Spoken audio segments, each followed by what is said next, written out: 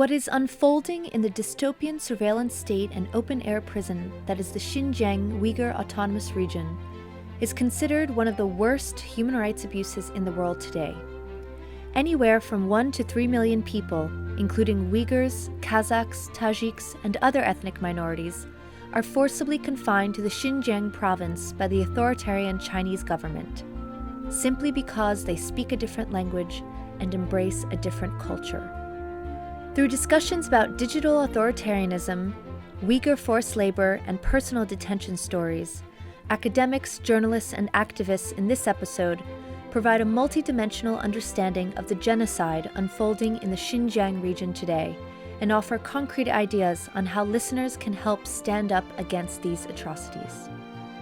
Welcome to Dissidents and Dictators, a series of conversations by the Human Rights Foundation dedicated to exposing and challenging authoritarianism around the world. This episode was recorded during a 2-day event series co-hosted by the Human Rights Foundation and Harvard University called Genocide in the 21st Century, the Uyghur Crisis. For more information on HRF's work in this area, please visit our website at hrf.org. Hi, everyone. Welcome. The Human Rights Foundation and our various partners are very pleased to be bringing you this event with 3 world experts on what's happening in China with regard to the repression of ethnic minorities. Very, very happy to have Megha, Darren, and Bethany with us today. I'd like to just get right to it, and we'll start with Megha. And I'd love for you to introduce yourself, tell the audience a little bit about the work you're doing, and talk a little bit about how technology specifically, in your mind, what role has that played with regard to the Chinese Communist Party and the way it's been able to kind of control the society, do social engineering versus just straightforward politics. Like what exactly is the role of tech? Are we exaggerating it, or is it actually playing a really serious role? Yeah, so I'll try to keep it brief to allow a little more space for my fellow panelists here. So I'm a correspondent at Buzzfeed News. I was based in China as a journalist with Reuters and Buzzfeed for 6 years, and I've been reporting on Xinjiang pretty much on and off since around 2013, and have traveled a little bit in the region and have spent a lot of time talking to Uyghurs, Kazakhs, and others who have left the region and gone to places like Kazakhstan, Western Europe, and Turkey, among other places. Last year, I published a series along with my co-authors Alison Killing and Christo Buschek, exploring the mass internment program from a few different perspectives.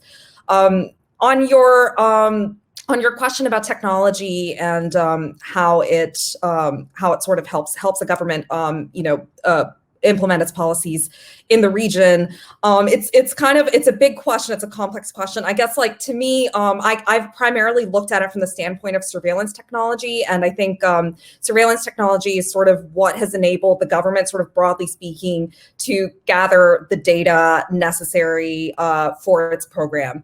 And I guess, like, broadly speaking, it has enabled the government to flag people that it considers to be a risk or a threat in some way. I think surveillance tech in the region takes, several different forms, but the most important ones to me are biometric surveillance. So things like face recognition, other things that happen in public spaces, iris scans, security checkpoints and stuff like that. On top of that, you also have kind of the use of AI and kind of like data-driven surveillance that police and other authorities in the region are using based on all kinds of data collected about people's lives. These data points range from things that are really prosaic, things like, people's local travel patterns, their electricity usage, the number of people in their homes, and things like cell phone usage and patterns of cell phone usage, all the way to other things like kind of more serious aspects of people's lives, things like religious practices, personal beliefs and stuff like that. And Human Rights Watch and other organizations have documented the relationship between the collection of this kind of data and the analysis of the data by the government and the decisions made about people being sent to mass internment camps or even being handed prison sentences. So I'll just wrap up there. I think there's a lot more to say about this. I'll just make one more point, which is that I hope we can all talk more about, which is that the government has relied quite a bit on technology, like private companies that create a lot of this technology and implement it in order to carry out its policies. These range from companies like Landasoft, which is a big Chinese data company that The Intercept recently reported, created a data analysis program that's being used by public security authorities in the region in order to analyze people's behavior, to a company that we just reported on called Shanghai Renwei Electronics. It's a Shanghai-based company that has outfitted prisons in the region with surveillance systems, and they describe the technology they use in quite great detail. And they range from things like surveillance, it's kind of conventional surveillance systems using cameras, to like wearable devices. One of the things they advertise is things like heart rate monitors that enable them to monitor, the authorities in the prison to monitor prisoners sort of 24/7. So I definitely think there's a lot to unpack here, and I'm looking forward to learning from all of you. Thank you, Megha. We'll go to you, Darren. So again, your thoughts on the brutality of digital repression versus maybe repression of decades past. I mean, what is the difference for you in the work that you've done and what you've seen? And also just tell us a little bit more about your career and what you're up to now. Sure. It's great to be here. I'm an anthropologist at the University of Colorado, and I'm soon going to be at Simon Fraser University in Vancouver. And my research has focused on migration to the city in northwest China. I first went to Xinjiang, the Uyghur region, in 2003 as an undergraduate student, and have been sort of looking at that space for quite a while now. I did my fieldwork there in 2011 and then 2014 and 15, which is actually where I met Bethany for the first time. And what I was looking at during my fieldwork as an anthropologist was the way that digital technology, digital media, social media, WeChat was changing Uyghur sociality. It was helping them to connect with the broader Muslim world. It was also shaping their migration patterns to the city. It helped them to find jobs, and also changed the way they thought about their faith in some ways too, in terms of how they linked up with broader movements within Islam, the Islamic world. Over time, I started to see how those digital activities became something that the state could then use to assess their behavior. And so what I've been seeing for the last 4 or 5 years is the way that advanced technologies, digital forensics tools, for instance, that are used to scan people's phones and digital histories, are used as a way of collecting evidence of their potential extremism or terrorism. And along with those tools, the state has hired around 90,000 additional police officers. Most of them are low-level assistant police, or they're called xiejing, which are actually kind of a contracted group of workers. And most of their work is focused on checkpoint surveillance, on digital forensics, scanning people's phones and IDs. And it's really put the state in a lot more contact with the general population. And so they start to really trace people's movement and control their movement across space and also their digital activity. In the past, there's been a lot of repression, but the state really didn't have the capacity to control people's speech, to control their online behavior, especially if they're using Uyghur oral speech. That's no longer the case. The state has now begun to really hone in on what people are actually saying and thinking. Their social networks are being analyzed. And so it's really allowed the state to concentrate power to a much larger degree. The level of policing is at the level of East Germany before the fall of the Berlin Wall. So what we're looking at here is really like the Stasi with the latest technological devices that can be used to target this population of people, which is what makes this an unprecedented situation in terms of policing and technology. Thank you, Darren. And Bethany, would love to hear about your background here, and also your general thoughts on this question of how technology has changed the ability of the government to repress and shape the people and achieve their aims, or if it hasn't, in your view. Sure. Thanks for having me. So my name is Bethany Allen-Ebrahiminan, and I'm the China reporter at Axios. Prior to joining Axios, I was the lead reporter with the China Cables Project at the International Consortium of Investigative Journalists, where we reported on a trove of leaked government documents that revealed the inner workings of the mass internment camps in Xinjiang. But before I get into answering your question, I want to talk about Megha and Darren, who are like two just incredible people, and they didn't say that enough about themselves. But Megha wrote, like, I would say, like, the first big seminal story about a dispatch from Xinjiang about the rise of a sort of techno dystopia there.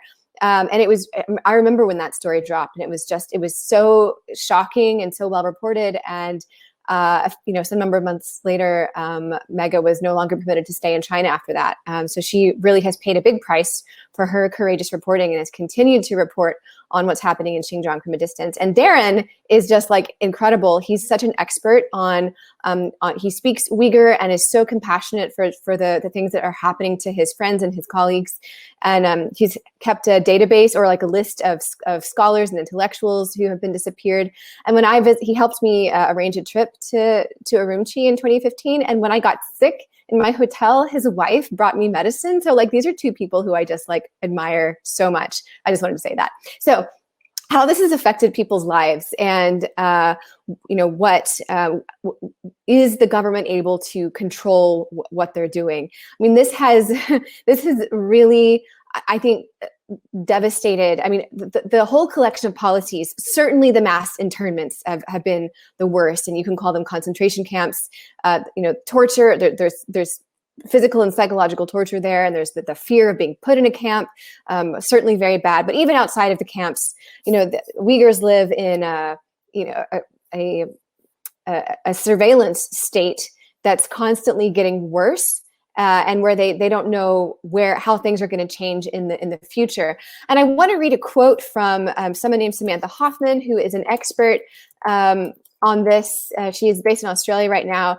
And what she has said is so. Let me just read a little paragraph, and then I'll read about the quote that she said. So perhaps even more significant than all the actual data that's being collected in Xinjiang all the time is the grinding psychological effects of living under such a system, with batteries of facial recognition cameras on street corners, endless checkpoints, and webs of informants. All this data collection generates a sense of an omnipresent state that can peer into the most intimate aspects of daily life. As neighbors disappear based on the workings of unknown algorithms, Xinjiang lives in a perpetual state of terror. And so here's how Samantha Hoffman describes it. She says, that's how state terror works. Part of the fear that this instills is that you don't know when you're not okay. It is not as though China has yet been able to perfect a system of predictive. They say that this data collection allows them to prevent future crimes, or future terrorism, as they call it. It's a kind of predictive policing that they're doing with some of this data. But that's not really. I mean, I don't know if you can ever really do that. I don't know if that will ever be possible, because I don't know if human behavior can be predicted in that way. But it's certainly not at that level right now in Xinjiang. And the Chinese government will say, yes, we're stopping all these crimes. There's no more terrorism. It's very precise. We're just getting all the dangerous people. They're just getting all the people is what they're doing. And you just never know when you're going to be okay. But that is partially how it works. And as part of a complete system, I think what the Chinese government has been able to effectively do is take the repression that previously existed in people's real lives and put it into the digital sphere. So, people have been put into camps for having WhatsApp on their phones, just having WhatsApp on their phones, having different kinds of apps on their phones, Zapier, which was another way to communicate with people. People know, everyone in China knows that WeChat, which is the Chinese equivalent of WhatsApp, is being monitored in real time by local public security bureaus. And they know that there's nothing private, sending private messages is, you might as well be doing skywriting. So people watch what they say all the time. And it doesn't just create an atmosphere of fear, it makes you feel isolated because you're afraid to talk to anyone else about what you feel. And so other people don't tell you what they feel because they're afraid too. Or if they do, they might like go into a closet to tell you or something. And there's no way to have a sense that I'm terrified and I'm having these thoughts, but everyone else, they're all dancing happy Uyghurs. Maybe it's just my problem or my fault. And it turns people against each other. It's not just in Xinjiang that this is happening, although Xinjiang has the most extreme version. I mean, we're seeing this mass data collection and surveillance throughout the rest of mainland China, and it's a overt policy. The Chinese government has made it clear that what's something they call the informatization of the economy and the intelligencization of the economy is, they believe it's the economy of the future, and they're trying to leverage emerging technologies like AI to be able to use all this data that they're vacuuming up. And they're doing this, in the military sphere, in financial technology. They're just working on launching the new digital currency, which will allow 100% constant real-time surveillance of people's financial transactions, and not just to monitor it, but to also, again, try to use AI to do this. Now, this is aspirational, but AI is, many people believe that AI is the direction of the future. So it's not just repression, it's also being able to learn from all this data and then leveraging that to have a more advanced economy, and perhaps the most advanced economy in the world. So it's kind of all wrapped up together. Amazing. Thank you. So first, I want to start with asking you all to help us cut through what's real and what's exaggerated. Of course, in journalism, there's a tendency, especially these days, to be prone to sensationalism. And the idea of China has attracted a lot of commentary, which probably you three would find maybe uninformed. How do we cut through what's real and what's not with regard to stuff like predictive policing, social credit, big data? Like, there is like this backlash that says, it's not happening, it's exaggerated, these articles are all fake, and it's unclear like where that kind of narrative comes from. Like, obviously some of it comes from people supporting the Chinese government, but like there also seems to be an authentic narrative saying the media's just been lying the whole time, none of this stuff's actually happening. How do you all cut through that? I know two of you are journalists yourselves, but Megha, why don't we start with you? How would you assess exactly how, the state of things and what is real and what is not? Sorry, I'm not muted, am I? Okay.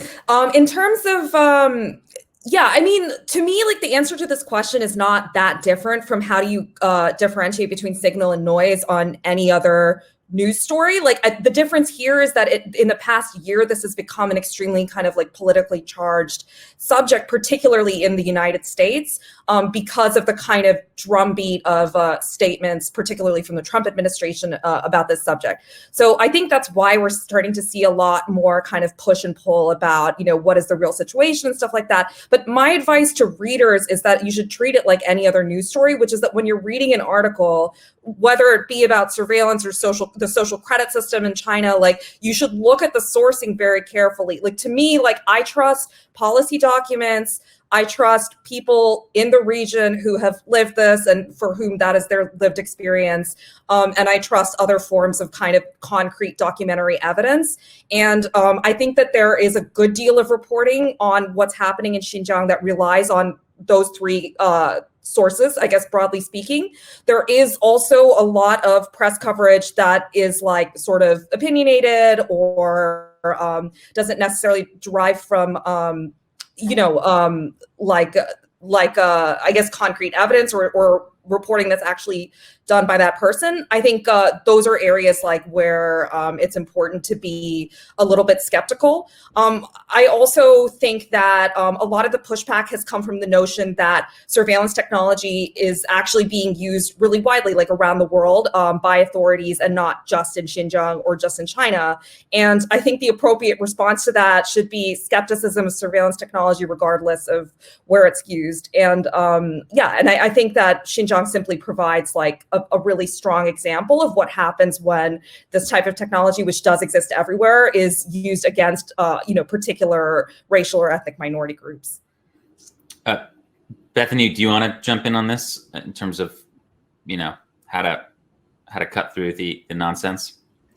I mean, just on a really practical level, I think something that can be helpful is to find a number of journalists who you trust, who are actual China correspondents or actual technology correspondents, not columnists. Like this is their job, and they're really, really in the weeds on it.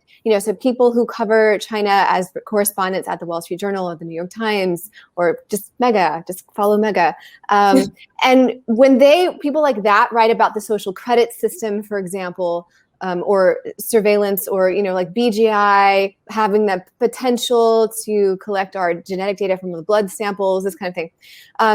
Read those sources. Don't read the opinion pieces on Fox News or The Hill or anywhere else. Any kind of other any kind of opinion piece. Don't read those. Just read sort of the original reporting on that. And I find that to be a really helpful way, because if you may not be an expert on it, so you can't parse whether or not a particular article or particular sources that by themselves are accurately done. But if you can identify who the experts are, you can follow 3 or 4, read everything they write. You'll be in a pretty good place.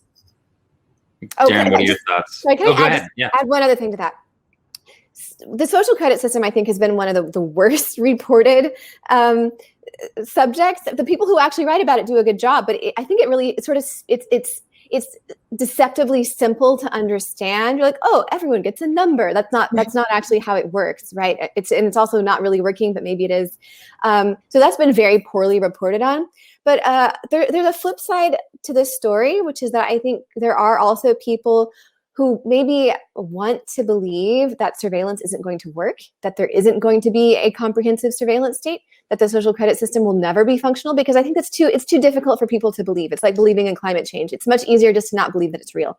It's real. Surveillance is real. The social credit system is a real thing that's currently under development. What's happening in Xinjiang is real. IJOP, which is a predictive policing platform that vacuums up a bunch of data, is real. These things are real. And I think it's important to always leave the possibility open that the Chinese government might actually succeed at what they're saying their aim is. Maybe they won't, but maybe they will. And it's important to remember that that's a possibility. Yeah. So Darren, your thoughts? I mean, usually these are, even the most sensationalist reporting has some sort of grain of truth in this area. But how do you yourself look at reporting on like as Bethany was saying, aspirational programs where, maybe it's not working right now? Like obviously DCEP, the digital currency is not where they want it to be, but clearly like they'd like it to be a lot further along. Like how do you kind of look at stuff like that?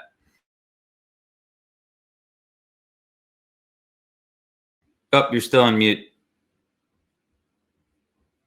There you go. Okay. Let's see. Yeah, I think one of the issues here is that in reporting, there's kind of a lack of nuance in how things are described. And so we take pilot programs or things that are really at what we see as the leading edge of surveillance as normative, when in fact it's actually happening in a pretty small location and in a targeted way. And Xinjiang is a unique case in China in terms of the level of policing, the checkpoint systems, and some of those other things. The densities are at a different scale in Xinjiang. It's not to say that the smart policing, smart city systems are not in place in other places in China, but we should keep that in mind, that there's differences as well. Algorithmic systems are limited by the data set that they're working on. So, when digital forensics tools are used to plug into someone's phone, they're looking for like 50 to 70,000 different markers of Islamic, religious, political activity. There's many other markers that aren't going to be assessed by that system. So, 70,000 is a lot, but it's not comprehensive. I think we have to think about it in the same way that we think about like virus scan software you might use on your computer. It's going to catch a lot of viruses, but it's also going to miss some too. So there's just outsides to these systems, even if they are, really, targeting people in really fairly comprehensive ways. So my sense is that you need to really look at, the evidence that's being provided in reports, if it's policy documents, if it's coming from industry, and see what the capacities are that are being described by these industry figures, and then try to test them if you can. But there's limits to what we can do because there's a lot of opacities in these systems. The state isn't really giving us access to these things. Companies are not doing it either. At the end of the day, though, these things are real, like Bethany is saying. They're just, I think, being used in precise ways and in particular locations. And so we can't think about China as this one homogeneous space where all of this stuff is happening simultaneously. It's happening in particular places. Yeah, well, if you're listening, a cheat sheet would be to follow the three speakers here. They're very discerning, and I think that would help you a lot. So it also sounds like, a lot of things you hear about are happening. It's just a matter of how far along are they, and how is the government able, where are they in their implementation phase? I think the next thing I want to talk about is this idea of like AI. So obviously we're talking here about specific AI. We don't have general AI, but it's a huge buzzword, but it's also a massive global industry. And clearly, like when we talk about big data analytics, you have all described that the Chinese government is doing this to pursue social engineering. Why do you think that the AI industry does not touch the Uyghur issue or does not include it? I'll give you an example. A center out of Stanford released a 220-page report on the state of global AI in February. The word Uyghur was not in the report, not a single time. What is this, like a conscious thing? Is it unconscious? Why don't we actually just start with you, Darren, and then we'll go backwards, back through Bethany and Megha. I think Xinjiang seems really far away, and it's hard to get really clear on the ground evidence.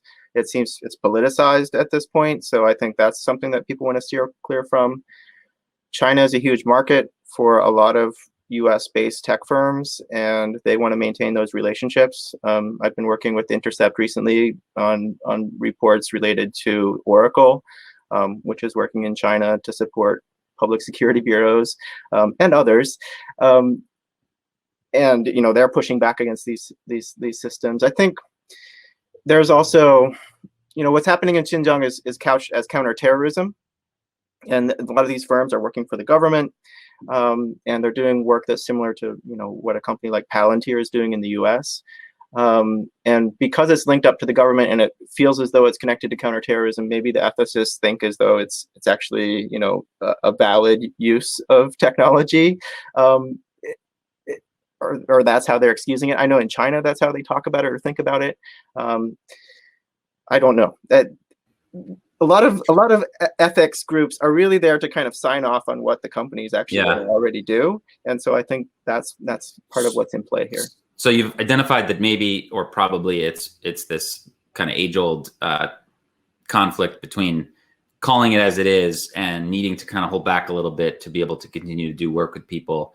So Bethany, what are your thoughts on this? Like, why is the AI industry ignoring it? Like, you see these huge reports on AI and ethics conferences, and there's just nothing on the subject when it obviously by facts is just the largest implementation of big data analytics on a population. What is your opinion on why this is not touched on, and is that a problem? You're mute. There you go. Oh. Thanks. Yeah. Okay. So I don't know about the AI industry as a whole. This is a data point that I did not know until you just said it, that they have reports of mentioning the Uyghurs. So I can't comment on that specific phenomenon.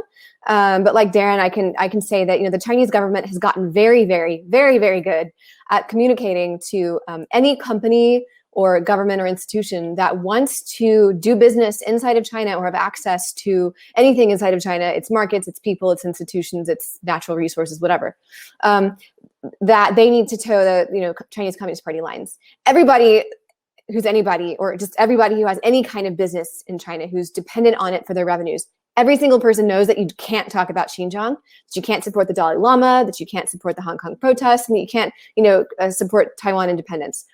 The Chinese government has been very, very good at communicating that message and at punishing people who disobey that. I cannot speak to the AI industry specifically. I don't know if there has been a specific calculus about whether or not to mention what is happening in Xinjiang. And I think that, why do governments censor? Why do they suppress information? Because it works. And with Xinjiang, why don't we have like amazing 500-page reports about how AI is being used? Because we know very little. We see outlines of it, with the trove of government documents that I was working with at ICIJ. We actually had 4 classified intelligence bulletins directly related to IJOP, which is the pre-crime platform there, that showed how it worked behind the scenes. This is and that those 4 documents like doubled our knowledge of that particular platform. Now there's been a lot more reporting about. There's been some more leaked lists, the Caracax list and the Aksu list, and more personal testimonies of people who were detained through that particular platform. But nobody that I know of has the back end, here's how it actually works. Here are the algorithms. I don't even, I'm not a AI person. I don't operate that kind of stuff. So I don't know exactly what they have, but no one has that stuff. So I think it's probably hard to integrate that into conversations that are being held by companies that are much more open about what they're doing and how they're doing it. And they're sharing their code. Maybe so it's just, I think it's hard. You're almost talking about different things almost. Yeah. So Megha, I'll give you an example. There's an organization called the Partnership on AI, which of course claims to kind of be tackling all the big issues when it comes to ethics and AI. And until last year, Baidu was one of their funding partners, right? So, until then, they did not touch China. And there was a big question of, what's happening here. Obviously, also, again, this report out of Stanford, which was just kind of shocking in terms of how it ignored this issue. I mean, what can be done here? Is it more of we just need more dialogue in the space, or what is your opinion on how this can kind of be rectified a little bit? Yeah, obviously I don't want to speculate on the motivations of anyone who wrote either report, but I would say there is something obviously going on with conflict of interest and companies in China, as Bethany pointed out. But I think even aside from that, if you look at the kind of broader community of people that are talking about AI and ethics, I think there's some other dynamics that have sort of led to this. And I'm going to just speak in generalities here and speak just based on my own personal experience as a reporter that's covered some of this. It's not going to be true in all situations, but in general, I think there's kind of 2 schools of thought about AI and how society should approach AI from an ethical framework. And there's sort of one group of people that would say, AI is actually okay, but these tools should be equitable. They should be created in a way that does not discriminate against women, against people of color. And I think that probably makes sense in some places. If, for instance, if you're in Europe, if you're in some parts of the United States, and you think that these tools have a kind of utility for security or other motivations, but you sort of accept that they're going to be used in the society, but you don't want them to be discriminatory. But to have this point of view, you essentially have to accept that both the companies and authorities are using tools in good faith in the first place. And that is not true in a lot of places, right? In the developed world, in the developing world, we're talking today about Xinjiang. This is a situation where the government has an articulated policy of discrimination against ethnic minorities. This is probably the most clear-cut example of that I can think of, in the world today. So in that context, this whole discussion about ethics and AI and how to build these tools ethically, it's almost it's not the discussion that we should be having, because even if the tools are built ethically, the idea is that discriminating against people in this type of situation is the point. It's the point of the whole thing. So I think that's sort of one of the issues. It's people that are thinking seriously about these problems, they're not necessarily thinking about it in kind of very extreme contexts like this, where there is already a policy of systematic discrimination. And I think that's sort of one, kind of the disconnect. It's there's of course a whole group of other people that favor abolition, that don't think there should be facial recognition used by law enforcement anywhere. I think that's a different perspective. I think the counter argument to that is that if the tech exists, it's going to be used regardless.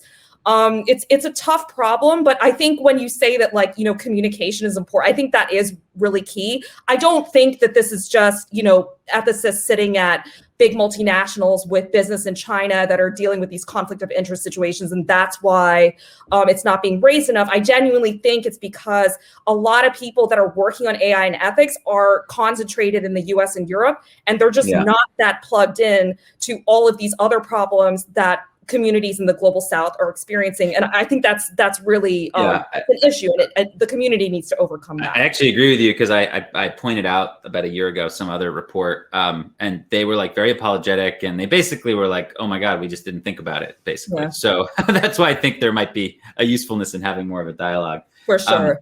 And yeah, I mean, look, it's difficult to argue that big data analysis is good for civil liberties. It's not easy. It's not an easy argument.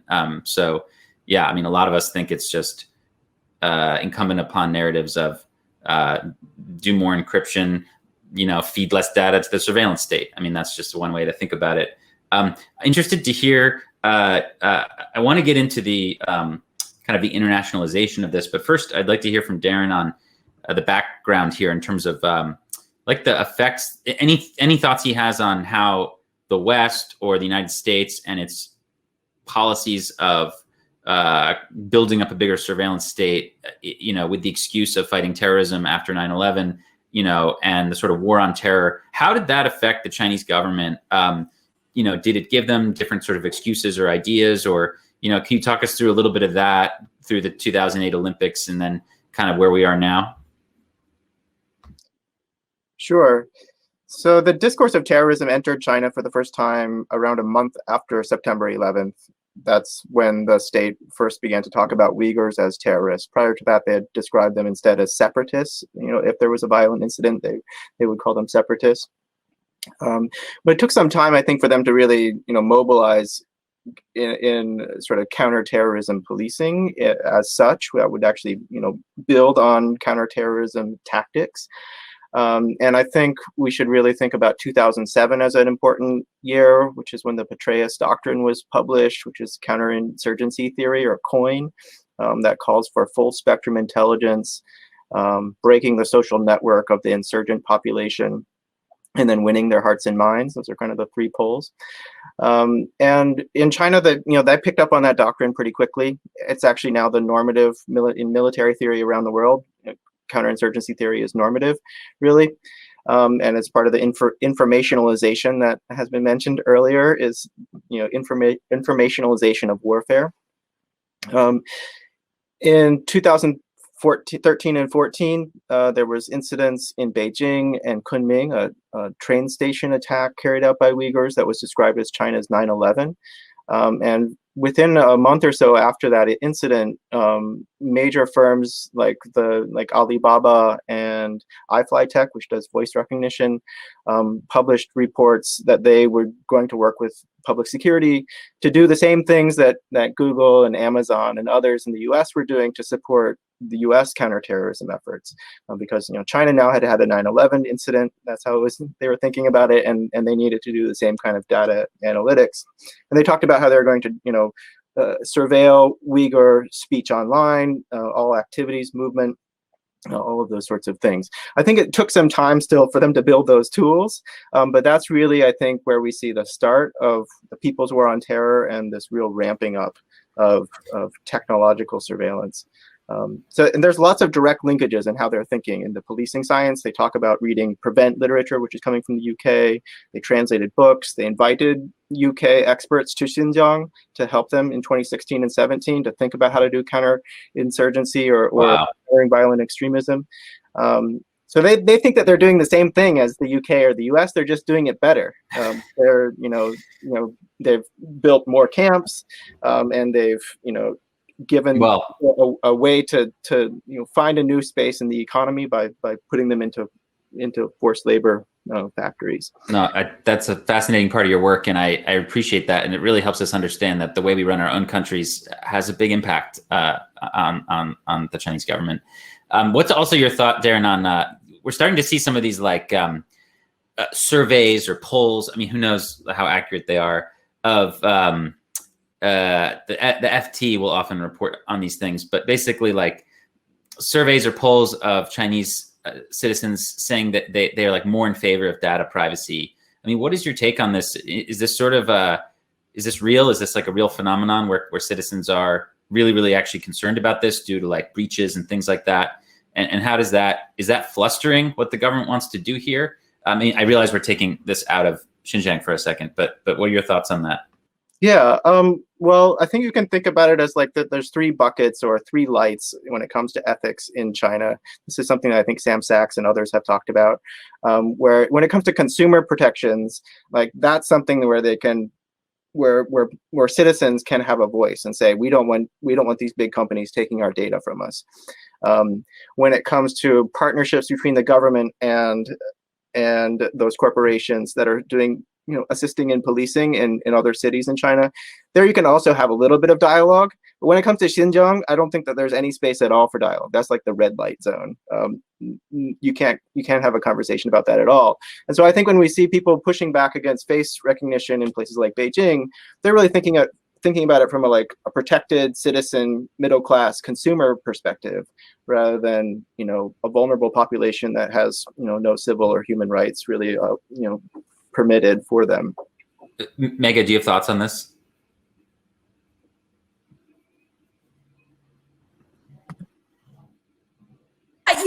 It's tough. Like obviously, doing surveys in a place with as controlled of an information environment as China is going to be problematic. But I think just sort of anecdotally, it does make sense to me. There's a researcher in Germany called Genya Koska who's done a number of kind of studies about this. She's done some polling that has showed that people really do want greater privacy rights. But they're not as skeptical of things like the social credit system, for instance, as people might expect. The other kind of data point that springs to mind immediately is the CEO of Baidu, Robin Li, made like a remark or something, essentially saying that there was something cultural about Chinese people that they don't need or want privacy rights in the same way as maybe Westerners. And there was like this huge backlash on Chinese social media to that statement. And from time to time, I see these kind of dumb op-eds about with people saying that Chinese people don't care about privacy rights. And I think just the issue there is first of all, you can't generalize about 1 billion plus people feeling one way or another about really anything. And the second thing is, I don't think Chinese consumers are really that different from consumers in the West about this. If you poll people in the West, they'll also say of course, I really value digital privacy. The question then is sort of what avenues do they actually have to affect change in that direction, to push greater regulation on corporations, and then also what's sort of the political will, what's the willingness of people to do that. I think privacy is no matter where you are, digital privacy, it's cost benefit. There is a trade-off. In China, I think the trade-off is convenience. I think giving up things like data about consumption and stuff like that, people are sometimes willing to trade that for a greater degree of convenience. And I think that to me, the only way that would change is if there's sort of a greater degree of transparency about how companies and also government institutions, are collecting data about people.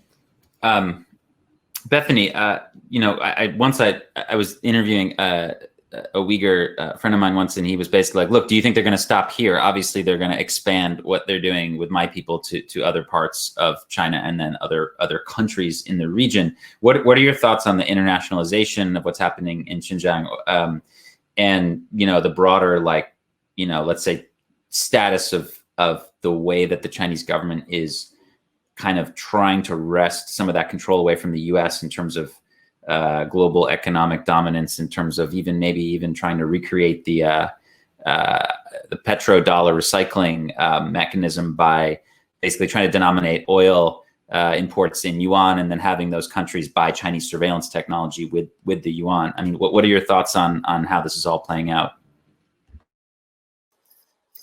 Sure. So inside of China, I don't necessarily see this the severity of what's happening in Xinjiang being applied to other ethnic groups. I mean, it's gotten worse for everybody in China in terms of, surveillance and repression.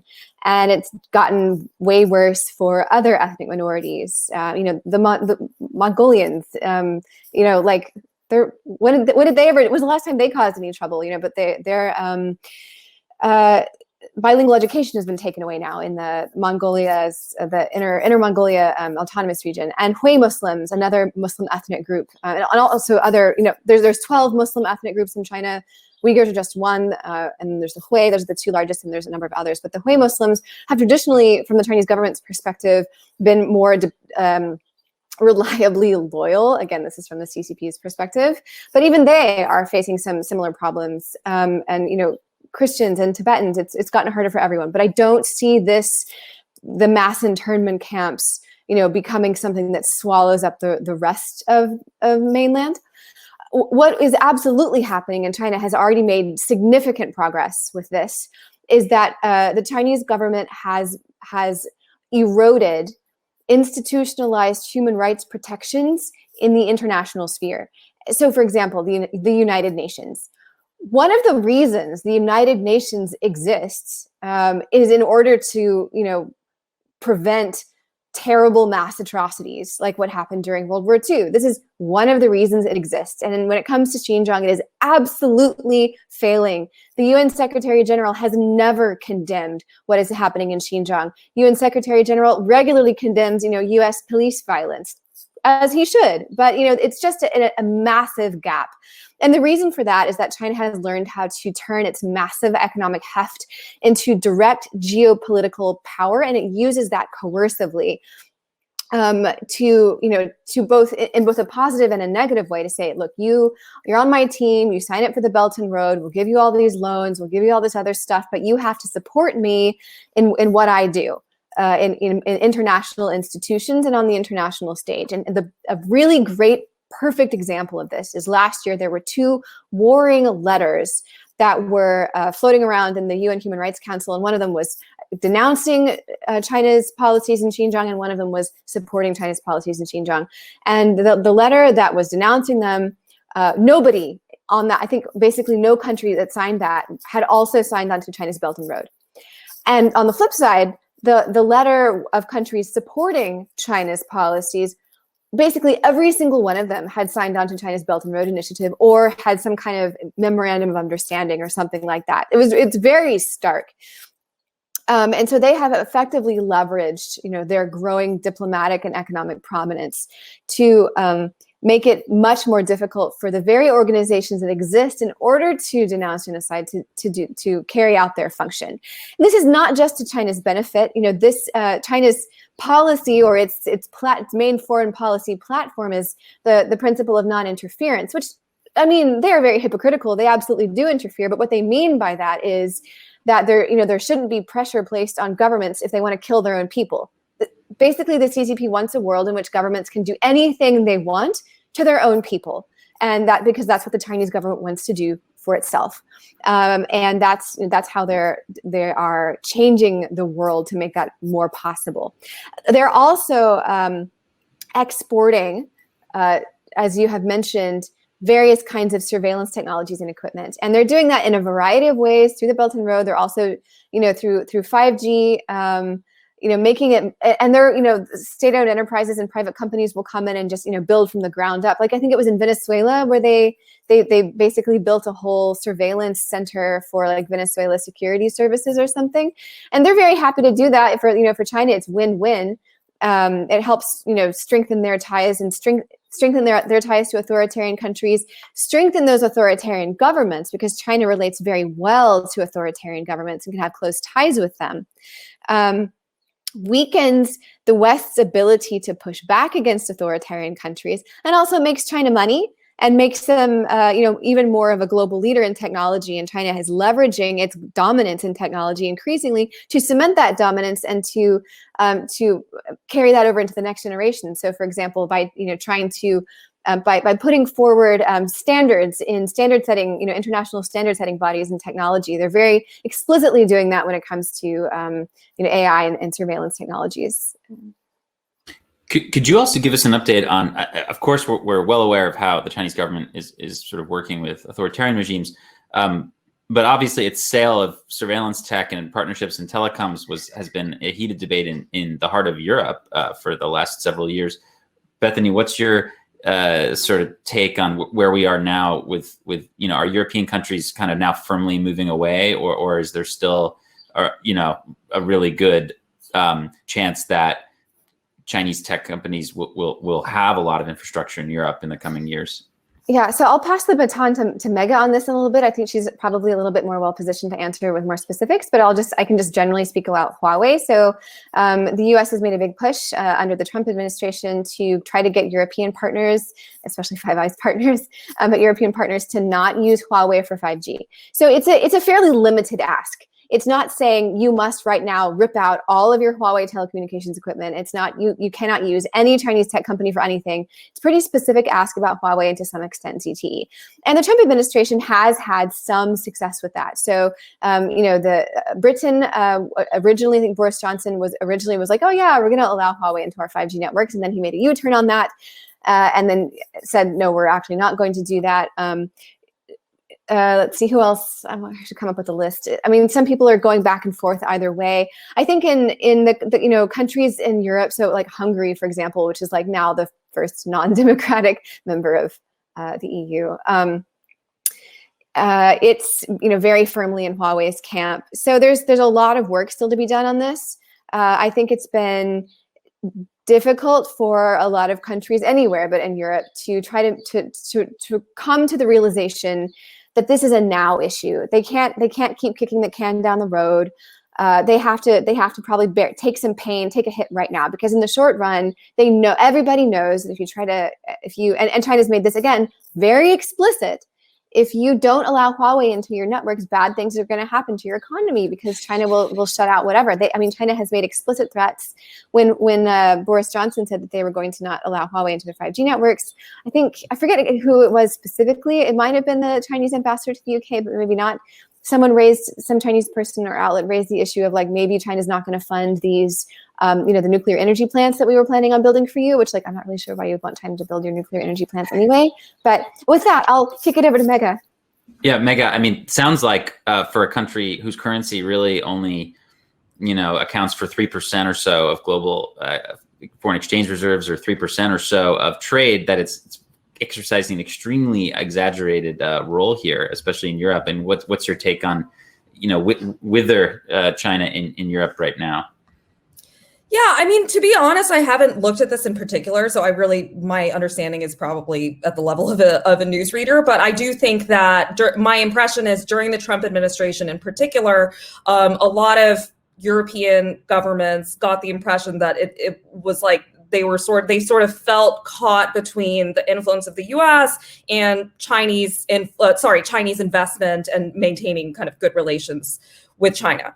And I think that is sort of, we're starting to see more European economies take sort of stronger measures, in particular in the past couple of weeks, we've seen, the Dutch Parliament, maybe it was longer ago than that, but the Dutch Parliament declare what's happening in Xinjiang a genocide, for instance.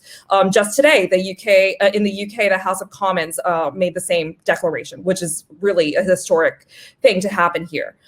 This is something that would have been pretty hard to imagine in the UK a few years ago, back when the UK was very vocal about pursuing strong economic relations and strong trade relations with China. So I think it shows kind of how how that balance has started to shift. I think there are sort of a number of things driving it, but one thing that hasn't been mentioned yet is sort of the deteriorating environment for foreign businesses in China. I think one of the reasons that China was able to cultivate so many allies partners early on is because of the rise of the Chinese consumer class and what a great market that presented for lots of international businesses. But I think policies that went on to champion domestic industry sort of shut out a lot of those opportunities for foreign companies. So the kind of I think there started to, like, the kind of the constituency for stronger economic relations with China started to wane a bit. The kind of quintessential historical example of this is Norway.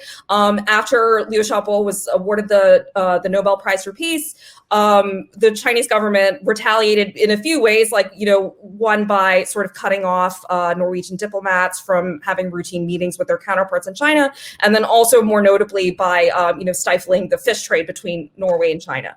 So that it's not like Norway is like heavily dependent on China to sell its fish, but it shows that this is a government that's sort of willing to take retaliatory measures against companies when political events don't go the way that it favors. And I think that kind of message has been sent in Europe, and I think a lot of European economies are parsing sort of how to grapple with that. Darren, we're at a moment here where we have the Olympics coming up. Some people are calling it the Genocide Olympics. How do you square, if you're coming from like an anti-war perspective, right, ideologically, let's say you're very anti-conflict, you want to see trade among nations, dialogue. I mean, how do you deal with the Uyghur genocide? Like, as someone who's like anti-war, as someone who does not want to see conflict between China and the United States, as someone who wants to see athletes come together. I mean, what is the appropriate response from someone who has a firm intellectual, ideological basis in the anti-war camp as we look towards the next year or two? Well, that's an interesting question. I mean, I think like the most effective, or ultimately what needs to happen in order to transform or change what's happening in China, is probably less punitive measures, those are important, I think, as well. And it's important that we, as consumers, don't participate in forced labor. Tech companies should not be supplying surveillance and all of those things. So, cutting those ties, I think, is necessary. But the important thing here is really to communicate with Chinese folks, with people in China. And I see the Olympics as sort of a moment where that communication can really happen at a larger scale. So I think in China, there's still, at this point, not enough real knowledge about what's happening in Xinjiang, what's happening to the Uyghurs. It's probably at its the awareness of something happening in Xinjiang is probably at its highest point right now because of the cotton issue. Everyone knows that H&M has stopped using Xinjiang cotton, and we should now boycott H&M because they hate Xinjiang cotton and want to keep China down or something. That's the sort of messaging that they're hearing. But many people in China are critical and aware of the way their media shapes stories that support state narratives, and I think as people hear more and more about what's happening there in Xinjiang, they'll begin to change their perspectives. I was part of a Clubhouse meeting recently. Clubhouse is an app on social media that had a number of people from Xinjiang and in China in this space where we were discussing the camps in Xinjiang. And people in Beijing were saying stuff like, at first I didn't believe the stories. I thought it was just Western propaganda, but the more I heard about it and the more I did my own research with my own community, the more I started to change my perspective. And if I can change, anyone can change.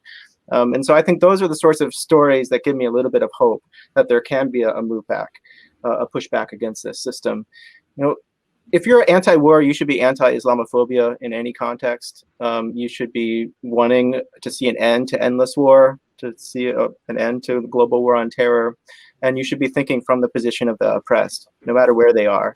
And so, someone who's in that position should be thinking from that perspective when it comes to the Olympics as well. So would you say that you're more on the side of maybe we should ask Airbnb like why it's a sponsor of the Olympics and have like adult conversations about that?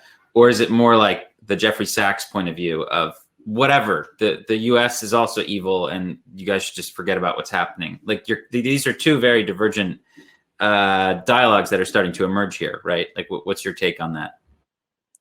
I think we shouldn't make false equivalence between what's happening in the US and what's happening in China, where there's an entire colonized population of people that's being targeted with a campaign to transform them and to eliminate significant aspects of who they are as a people. what's happening at the southern border of the U.S. is and was horrific. There's camps there as well. We're using surveillance tools there too. Racism is a huge problem in the United States, and we need to be actively anti-racist. But it's happening at a different scale, and we should be cognizant of that. And Jeffrey Sachs should be cognizant of that as well. So yes, I'm more in favor of asking Airbnb why they're supporting the Olympics and why they haven't taken a stance on this than I am in supporting Jeffrey Sachs. Can I jump in on that? Go ahead, Bethany. I have a how I always think in my head when someone like Jeffrey Sachs or literally anybody is like, oh, well, the US has done bad things too.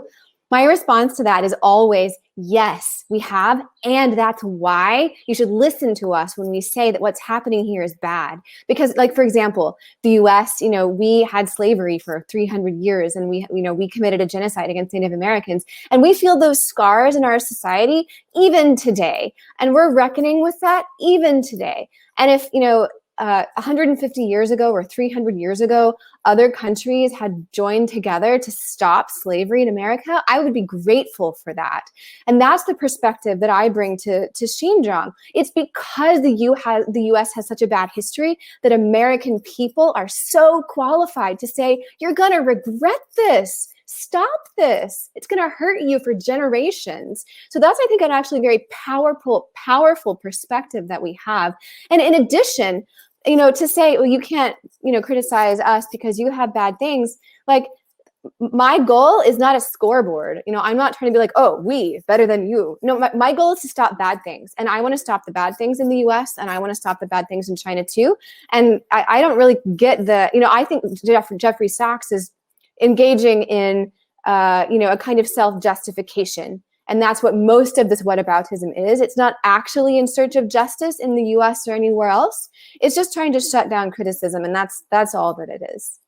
And on the Olympics, I think the best and the only, there is not going to be a boycott. It is not going to be moved. But there could be a diplomatic boycott. And to me, that is best of both worlds, because you still get the athlete interaction, but you don't get the affirmation of countries sending official delegations. You get the shame, but you still get like the sports, So I think that's really important. And it's also going to be incredibly important to have a ton of reporting on who's sponsoring what. Are those uniforms made by slave labor? Like, literally, is the thing we're seeing on NBC just like things made by slave labor? We need to know that. And if at the opening ceremonies they have happy dancing Uyghurs, we need to have really, really strong reporting and broadcasting about exactly what it is that we're seeing. Yeah, Megha, I had the opportunity to go to the Apartheid Museum last time I was in Johannesburg, and obviously the IOC's expulsion of the apartheid regime is very important. What are you seeing maybe, in that space of, are there potentially things that are going to happen in the coming years with regard to potentially, very peacefully, but culturally pressuring China in ways that we have seen in the past? Or do you think that's never going to happen? They have too much economic power. You're speaking in the context of the Olympics or just generally? The Olympics, any sort of international sporting, or music, or any sort of like international competition, things like that organizers could expel them and not hurt anybody, like just feelings, Yeah, I think with the Olympics, there's a specific issue that's happening now, which is that the IOC has been sort of explicitly complimentary of the Chinese government. It's not just like, I think the argument that they've made publicly is that it's, this is like the Olympics are not a political event. They should not depend on any country's politics and so forth. Obviously, the example that you just raised, like South Africa, is a great example of how the Olympics, does have a component of geopolitics to it, and why it matters, to give a particular country a platform. In private, I just happen to know about this because we've just published a story about it. But in private conversations with activists from China, not just from Xinjiang, but from different parts of China, working on kind of different issues around human rights. IOC officials sort of explicitly said, China has a really great record on the environment, and having the Olympics in Beijing in 2008 resulted in blue skies in Beijing, which is true. I think that statements like these kind of suggests that officials at the IOC who are making these decisions are not necessarily apolitical, that they do have a point of view on this. The thing that was, to me, was sort of remarkable about this is that all of the activists that are in these conversations are people who have been sort of directly impacted by human rights abuses there. People who have family members that are in mass internment camps. There was a prominent lawyer who was on the call who was detained during the 2008 Olympics and was subject to torture in police custody.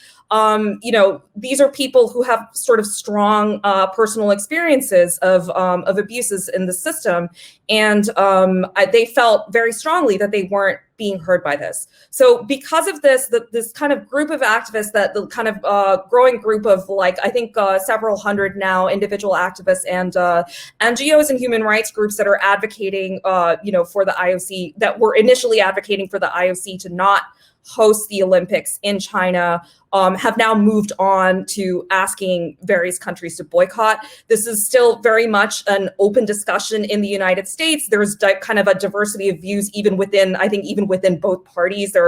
I've seen, Republican lawmakers and former officials say, actually, a boycott makes sense because the gravity of the human rights abuses is so strong. And then I've seen others saying, actually, this is only going to penalize the athletes, and this isn't necessarily the way forward. I think there's kind of a number of different policy directions that this could go in. It depends, of course, also on what other countries and other athletes decide to do. But I think we still have quite a bit of road, between now and the games. So I'll be interested to see I think it depends on how the situation in China continues to evolve, and then also how domestic politics in a number of these countries evolves as well.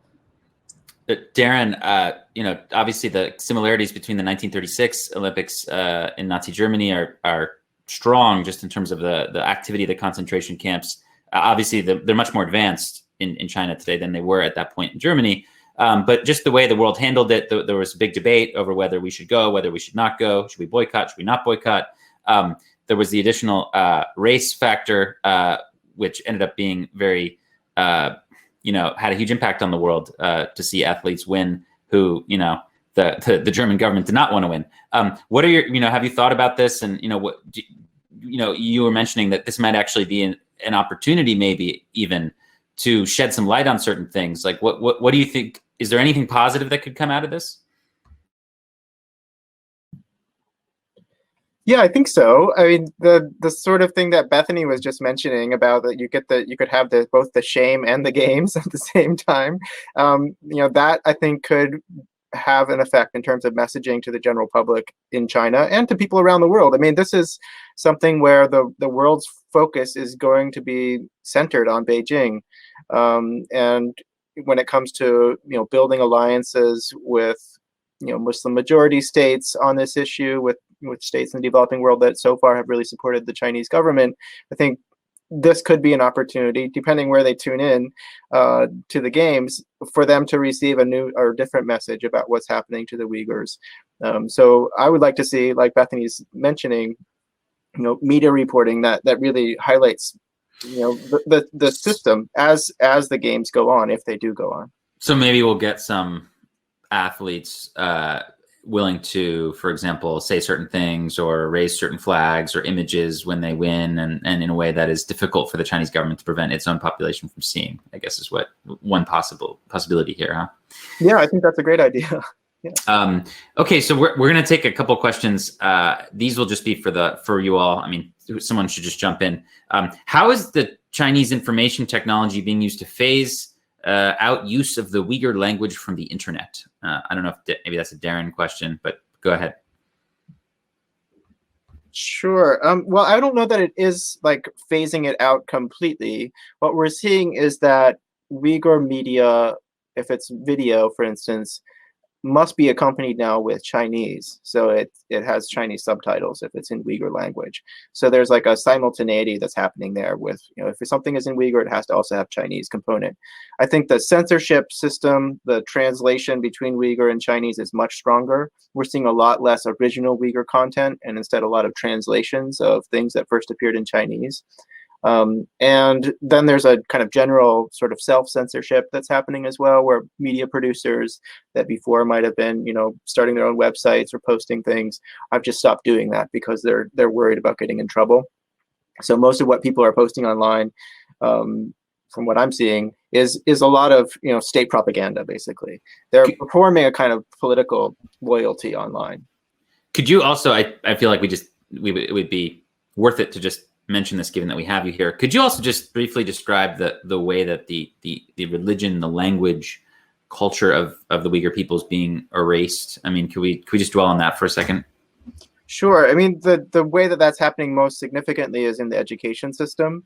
The state has hired around 90,000. I don't know why 90,000 is same number for policing as teachers, but they've hired 90,000 or so politically loyal teachers. That's how they talk about it.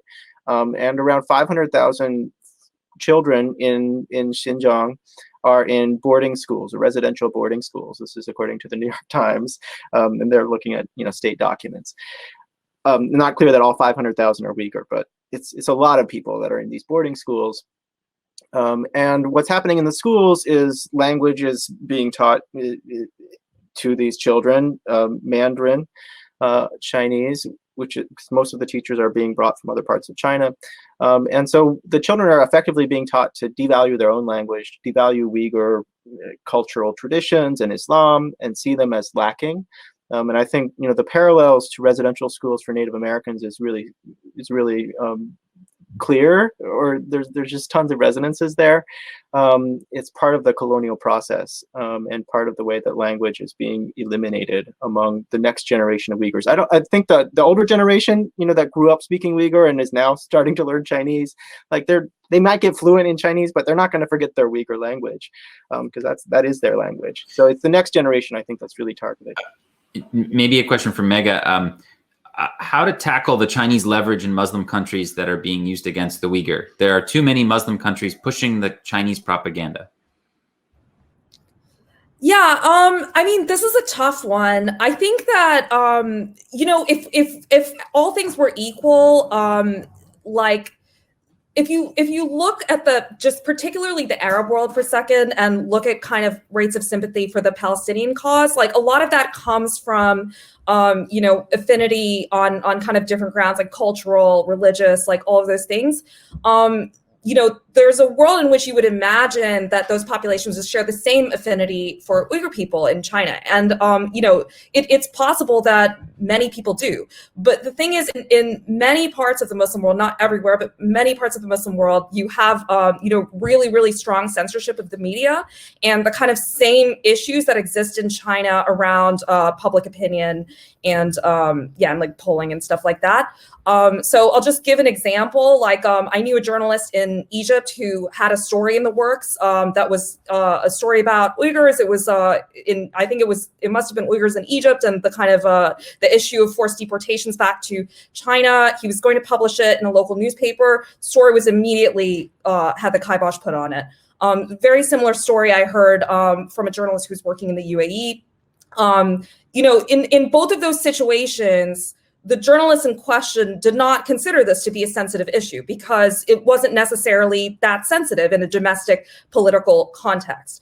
But we know that Chinese embassies around the world do call up news organizations and seek to pressure them in order to change negative content. Of course, it is up to the news organization to decide whether they're going to do that or not. But if you're in a country or in a society where there is already really strong censorship of news organizations, the incentives are to kill the critical story, I think. And to me, this is a kind of a big part of why we haven't seen a lot of kind of like popular expressions of disapproval of the Chinese government's policy in Xinjiang, in the Muslim world. I think it's possible that this dissatisfaction exists on a large scale, but there's just sort of no there's not a great way to express it. And also people are sort of limited in the amount that they can gather information through their own media sources in their own language, and those sorts of things. And that's not even talking about governments and like the role of governments. Obviously through the Belt and Road campaign and other economic engagements, the Chinese government has used investment as a way to build diplomatic ties across the Muslim world. The kind of fluctuations in the health of Chinese ties with Turkey are a great example of this. I think that this is why you see a lot of governments in the Muslim world like kind of failing to react with outrage to the Xinjiang situation in a way that people maybe might have expected a few years ago. Thank you. And Bethany, one for you. What do you make of the foreigners who've been sponsored by CCTV to create content on Chinese social media, especially as it relates to false narratives? Why do you think we're seeing a rise in these types of videos created by expats? I think there's a couple of different issues going on here. And the most important one is that the Chinese government is learning from the Russian model of online disinformation, that a very effective way to promote these narratives is to go through gray zone actors or like people who aren't officially connected to the state. And with Russia, the Russian state will Russian linked Twitter accounts and state media will amplify these narratives. So there'll be some think tank that no one's ever heard of that's pushing out all this stuff or whatever. Various conspiracy theorists. And up until a couple of years ago, we didn't really see the Chinese government doing that at all. I think the Hong Kong protests is the first time that I really saw the Chinese government pursuing non-overt, so like covert online disinformation on any kind of large scale aimed at people outside of mainland China. And then with coronavirus, there was a huge surge in various kinds of online disinformation that was being pushed by the Chinese government. And we're now at like a third peak, if you will, just in the past couple of months, 2 to 3 months with Xinjiang. Huge push here. I would say the Chinese government now is the best they've ever been at amplifying stuff, at promoting it, and I think even at getting it started. I'm not saying that like people are handing out like envelopes of cash, but there's let's say that you're like some random blogger and you write something about Xinjiang and then you suddenly see it getting all this traffic. Well, if most of that traffic comes from inauthentic sources, or you're being amplified by state accounts or something, it doesn't matter. You're still getting all this traffic, and so there's this feedback loop that's very rewarding. That's why I brought up Sachs, because he's a huge upgrade over Gray Zone for them. I mean, yes. Massive. I mean, he's huge credibility. Right. I mean, even Gray Zone though. Gray Zone doesn't have credibility among respectable people, but this is the internet. Who cares about respectability? They can still, harass people. Look at what's just happened to Vicky Xu in Australia. She's a Chinese Australian journalist, and people have been posting these like very like carefully done like smear videos of her on YouTube that are like, that has gone viral in China and stuff. And she's done a lot of work on Xinjiang. She wrote a report about forced labor and the cotton industry there. All of this is just to say that we're seeing this. And I think the Chinese government is getting. They're seeing how effective this can be at muddying the waters, and you can't. They are learning. I mean, 4 years ago, their response to anything was to just deny, or then, come out and have like the foreign ministry spokesperson, like read some super jilted, like, something in the end. And they're just terrible at it. And they have gotten a lot better. And I think they've been learning from Russia. I want to close with a theme that I think is important and should be talked about more. This morning we had an event, HRF had an event with the leader of Democratic Belarus, Garry Kasparov, Bill Browder, others. And we talked about Russia, and the concern that was raised was that the focus on climate is something that authoritarian regimes can manipulate. And as someone who wants to see a green Earth, I mean, this is a difficult area to sort of try to figure out what the right thing to do is. And in the Chinese case, we have, of course, this thorny issue of solar, right? And there's been a couple really good reports that have come out lately. Some massive percentage of solar panels come, one way or another, through a supply chain that goes through, potentially Xinjiang itself or certainly China. What are your thoughts? Anyone can jump in here, but was this do you think the Chinese government sort of is planning, like they understand what's happening here and they realize they can kind of like get in there and create a lot of export renewables stuff, and that'll help them kind of continue to shield themselves from international action? Are they trying to like play this? And as people who care about the earth, but also humans, how do we navigate this whole like climate versus human rights debate that's starting to unfold here? And I'll just add that obviously the appointment of John Kerry is huge here, versus he's essentially, as important as potentially the Secretary of State, et cetera. I can just explain like the solar issue a little bit. If it's helpful. So like the issue with solar is that solar is like a good example of like products that are necessary for like our modern way of life, where parts of the supply chain are concentrated very heavily in China. There's a lot of products like that.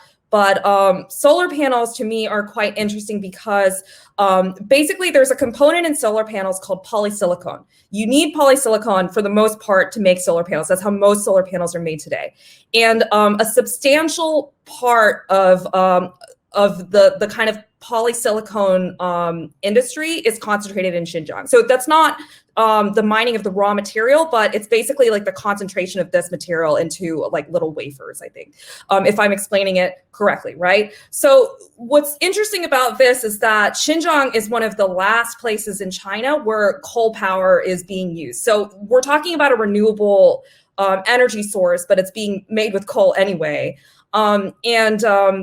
On top of that, you have all of these concerns about forced labor and other abuses that are happening in the region, which has, kind of the lack of transparency that comes with that. So for instance, if supposing I'm a solar panel maker somewhere else, right? And I don't want forced labor in my supply chain. The best way for me to ensure that there's no forced labor in the supply chain is to actually go to a plant and start interviewing workers, right? Talking to workers. This is how people who do supply chain due diligence handle it, right? So in a region like Xinjiang, you can't really do that because of the level of surveillance that you'll be under when interviewing workers, and then also because of the pressure that workers face to sell you kind of a good picture. And that's sort of what's problematic about it. To your question about, was this sort of an intentional strategy? I have absolutely no idea, but I do think that, governments and like economies, I should say, that are heavily relying on some of these parts on like kind of the lower side of the supply chain that come from China. I don't think that anyone a few years ago was thinking about supply chain diversity as great of a security issue as is now being discussed. And I think the issue is like, if you're in the solar industry, like, how do you navigate that? You want to create a product that's going to be good for the earth, but you don't want to do it, on the backs of abuses. I think that it's a really tough problem, and there are a number of companies that are trying to address this. But I interviewed a number of solar manufacturers in reporting on this, and like, to be honest, like most of them would say like the solution to this is that consumers have to be willing to pay a little bit more to get a product that's not necessarily tainted by forced labor. I don't know if that's a realistic ask of consumers. Yeah. But it was telling to me that was sort of the solution that a lot of these companies were able to come up with. Are there also like there are, but could you color maybe even like which industries potentially are more likely to be involved with actual forced labor versus more kind of like skilled labor where it probably isn't people who are in camps? Like what's your breakdown there? Yeah, so forced labor, the whole forced labor picture is pretty complicated. And like, I think you guys probably have a whole separate event about this, so I'll try not to go on too long. But like, in short, there is a component of forced labor that is literally detainees. And like, we found evidence of this, either being bused to factories or they're working in factories that are actually in the camps. And there are other kind of forced labor related programs that are taking place in other parts of the region and then also in other parts of China. So you have sort of multiple streams of labor that have been linked by researchers to forced labor, right? So it's already kind of a complicated picture. So like what kind of industries are these people working in? The way that researchers have tried to figure this out is by looking at participation in labor transfer programs and other kind of documentary evidence that forced labor is going on, ranging from like pictures of Uyghurs and other ethnic minorities being bused to a particular place, to news reports and press releases that are put out by the companies themselves, also, including interviews that have been done on the ground by journalists. By and large, it appears that forced labor is mainly being used for like low on the value chain kind of functions. So just for me personally, I've primarily interviewed people who have said that they were involved in forced labor in the garment industry. So this is like, people that are sewing clothes. I interviewed a woman who actually ran a garment company before she was interned. And then while she was there, they found out that she had this skill and she became like, she sort of taught other detainees how to do that. Having said that, when I started reporting on solar, I kind of thought this is really specialized, right? So it's quite unlikely that there would be forced labor there. But I came to learn that even in a factory where you're doing something as specialized as, making polysilicon into wafers, there are still jobs that are kind of don't require a lot of skills, like things like, operating certain kinds of machinery, even things like, being a custodian and like cleaning the facility, being a security guard. There's been reports in the media of, people involved in forced labor in Xinjiang that were doing like security guard work and stuff like that.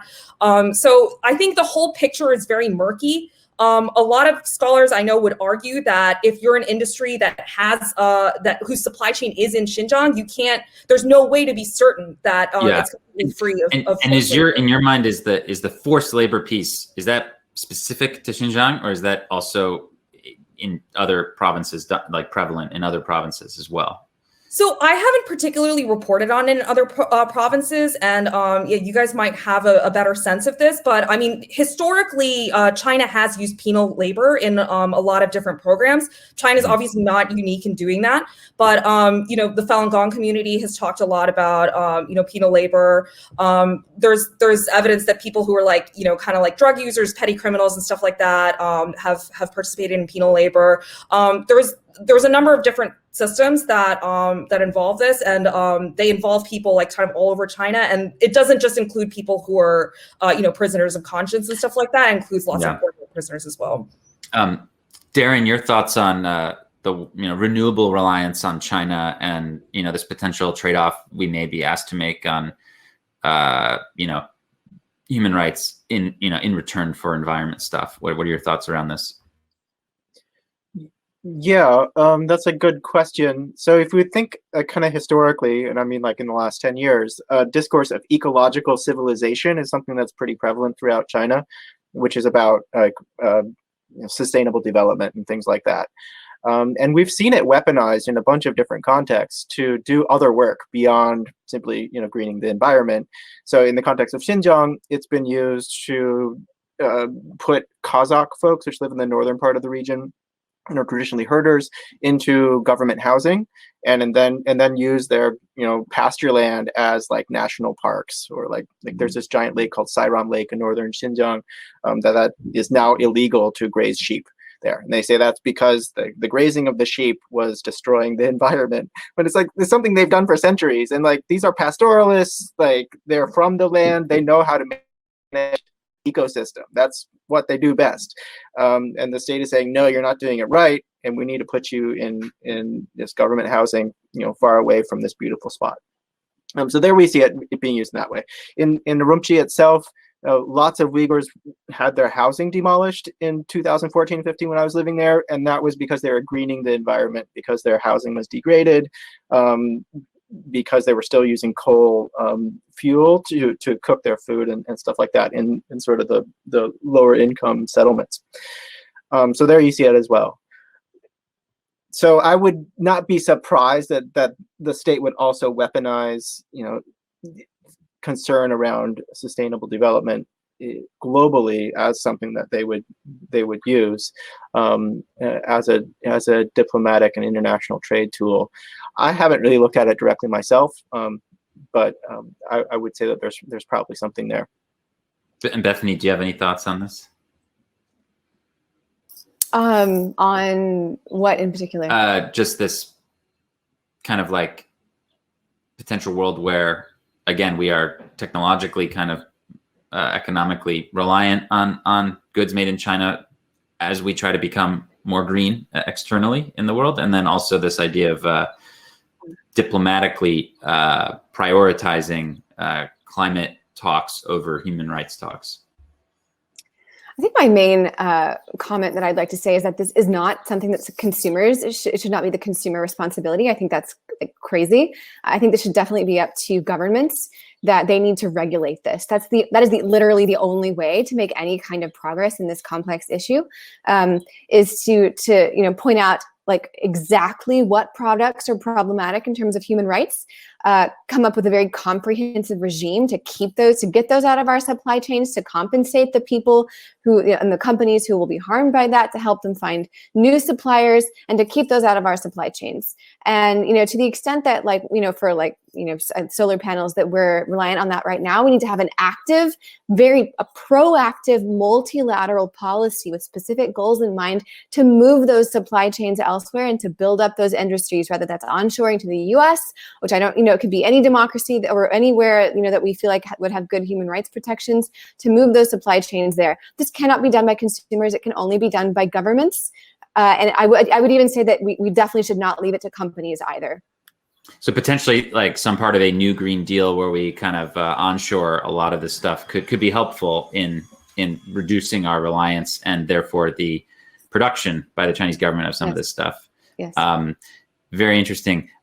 Look, again, thank you all so much for coming. I'd like to just maybe get a concluding thought from each of you as we try to wrap up this wide-ranging conversation on genocide in the 21st century and the role that technology is playing. Maybe Darren, we'll start with you. Sure. So one of the things that technology is doing is it's making policing and control over a population more sustainable, I guess, or maybe that's the wrong word, but easier to do. So maybe in the past, in order to actually transform or destroy a people, you needed to kill them or kill significant portions of them. I think the state doesn't feel like it has to do that because it can control this population, can put them in forms of forced labor behind checkpoints that are nested. The border logics throughout this space are intense. You're going through basically a border crossing, at jurisdictional boundaries all the time. Some people I've interviewed said they did it 10 times a day. They had their face and ID scanned 10 times a day, which is, the same as going through, the border security at an airport as you're flying internationally, in a lot of ways, in the ways that it's matching your face to your ID and all of that. So it means that the state is able to control movement to a much larger degree than they could in the past. And then when they have these digital forensics tools that are scanning people's phones on a regular basis, they start to control people's online speech, their social network, who they can communicate with.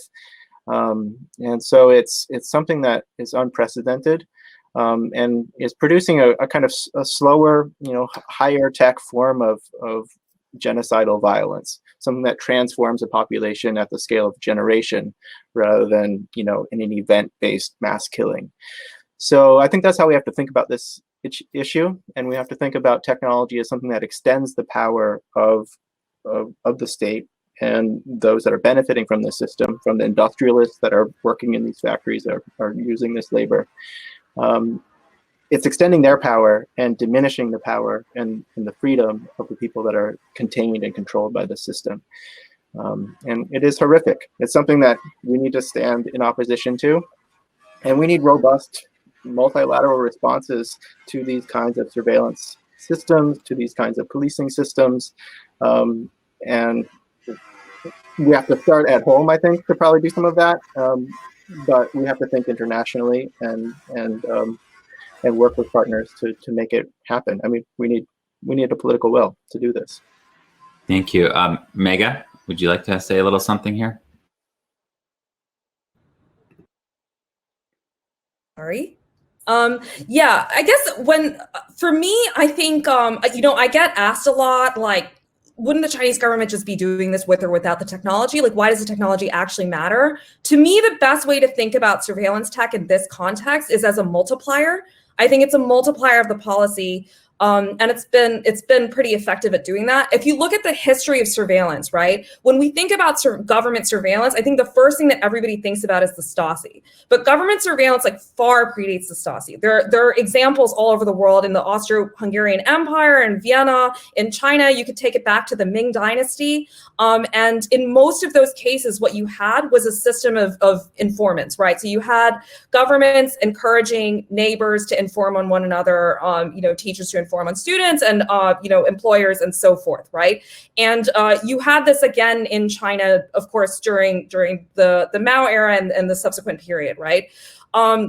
So why is this different? So essentially what this is the kind of like digitization of the whole informant system. If you think about the Stasi, I think one of the most remarkable things is about the Stasi is like how much manpower they put into gathering really, really prosaic bits of data about individual citizens. And they did all of this manually. They did it by, tapping phones and collecting reports from neighbors and all of those things. And there were people that were actually going through these files. So like what the surveillance tech has enabled government authorities to do in Xinjiang is cut out that step of having to like physically go through all of this information.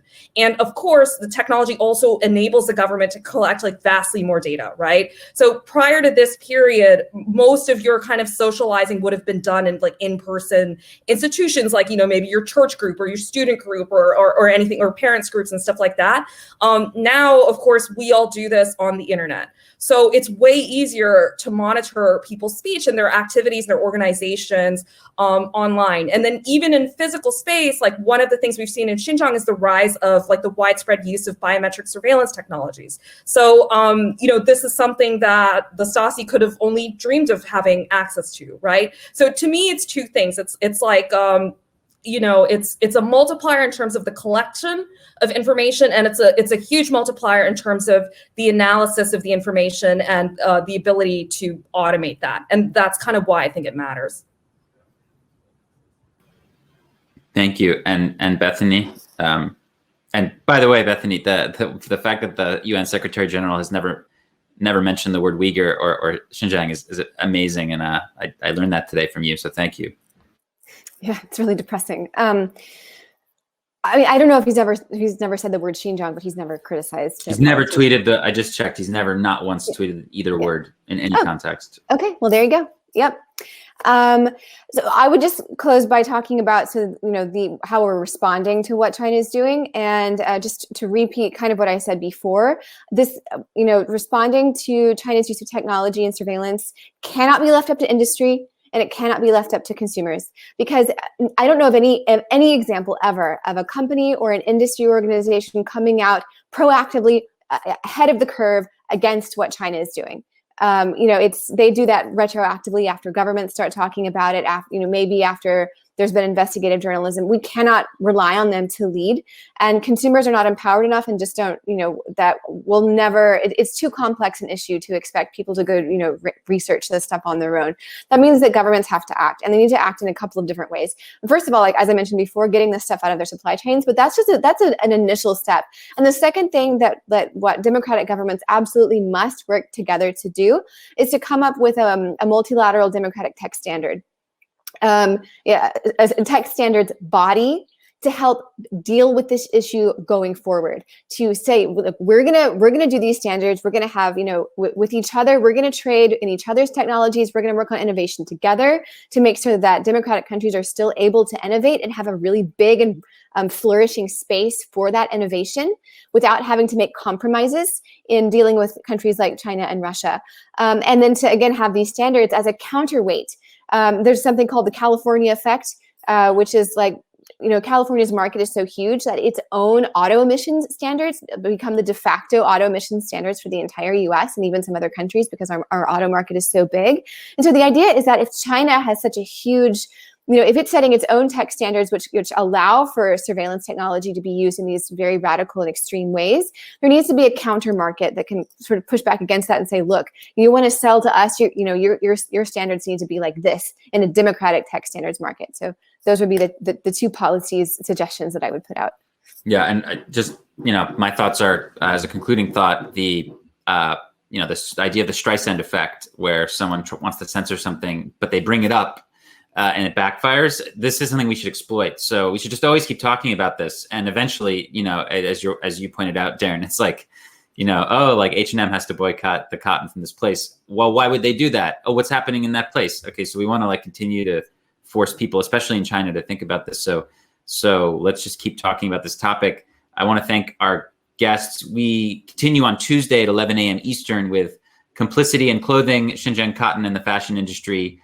According to the Coalition to End Uyghur Forced Labor, a stunning 20% of the world's cotton comes from the Uyghur region, and 1 in 5 cotton garments in the global apparel market are tainted by forced labor. What are some of the brands that have been found to use forced labor, and what are some of the latest updates around this topic?